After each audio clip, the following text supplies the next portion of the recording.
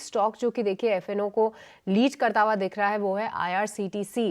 किरण, एक बार आप देखिए, क्योंकि मैं देख पा रही हूँ कि ये स्टॉक ने हालांकि 840 के आसपास इलेक्शन डे वर्डिक्ट वाले दिन इसने एक लो बनाया था, उसके बाद एक अच्छी तेजी ऑलरेडी आ गई है। क्या है 5% के उछाल में पार्टिसिपेट करना चाहिए या अभी इससे दूर रहे? तो सी ओवरऑल अगर हम देखें तो रेलवे काउंटर के अंदर जिस तरह से हमने देखी है कि जो मिनिस्टर है वो सेम कंटिन्यू कर रहे हैं, उसके चलते हुए लग रहा है कि रेलवे काउंटर के अंदर एक तेजी कंटिन्यू रहेगी। और ओवरऑल रेलवे काउंटर जो है आईआरसीटीसी हो गया, आईआरएफसी हो गया, आरबीएनएल हो गया, इस काउंटर के अंदर का कोई दो काउंटर जो हमें पसंद कर रहे हो तो पहला हमारा आईआरसीटीसी ही रहेगा डेफिनेटली। कोई भी गिरावट पे हमें लॉन्ग करना चाहिए। करंट मार्केट प्राइस से भी आप लॉन्ग कर सकते हो। पोजिशनल स्टॉप लॉस आप 960 का मेंटेन कीजिए। जिस तरह के चार्ट पैटर्न है वापस ये स्टॉक 1100 तक जाने की गुंजाइश रखता है। सो डेफिनिटली आईआरसीटीसी हमारे ध्यान पे रहेगा। दूसरा जो कोई स्टॉक हमें अच्छा लग रहा है तो वो रिट्स है, आरआईटीईएस। अगर रिट्स का आप चार्ट देखोगे तो यहाँ पे भी आप देखोगे तो कहीं न कहीं स्टॉक अपने 200 डेज़ मूविंग एवरेज के ऊपर है। अपनी सभी इम्पोर्टेंट बाकी जो शॉर्ट टर्म मूविंग एवरेजेस है उसके नीचे है।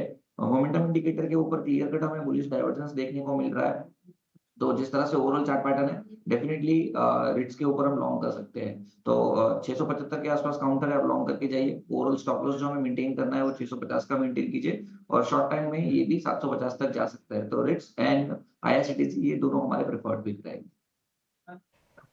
ठीक है, तो राइट्स और साथ ही आईआरसीटीसी, ये दोनों ही रेलवे काउंटर्स पे आप नज़र ज़रूर रख सकते हैं। पर पड़े एक दो शेयर जरा और चेक करवा लेता हूँ मैं सर से। कंटेनर कॉरपोरेशन लेके आइए जरा, 2% है। कपिल, आपको आवाज़ आ रही है तो जरा कंटेनर कॉरपोरेशन पे अपना टेक दीजिए। जी, अभी मेरी आवाज क्लियर है?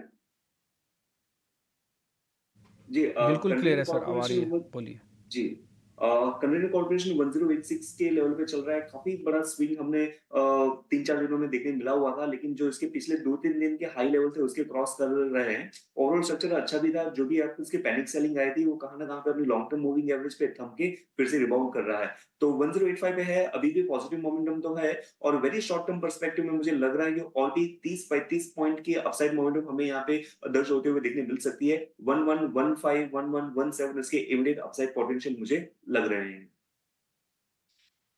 कौन यहाँ पे डे हाई के आसपास फिलहाल ये ट्रेड कर रहा है। स्पीच एक स्टॉक कुछ, इस पे आपकी राय चाहिए, वो है बीकाजी फूड्स। देखिए गिरते बाजार में भी ये स्टॉक ने कोई भी डिक्लाइंस नहीं दिखाए।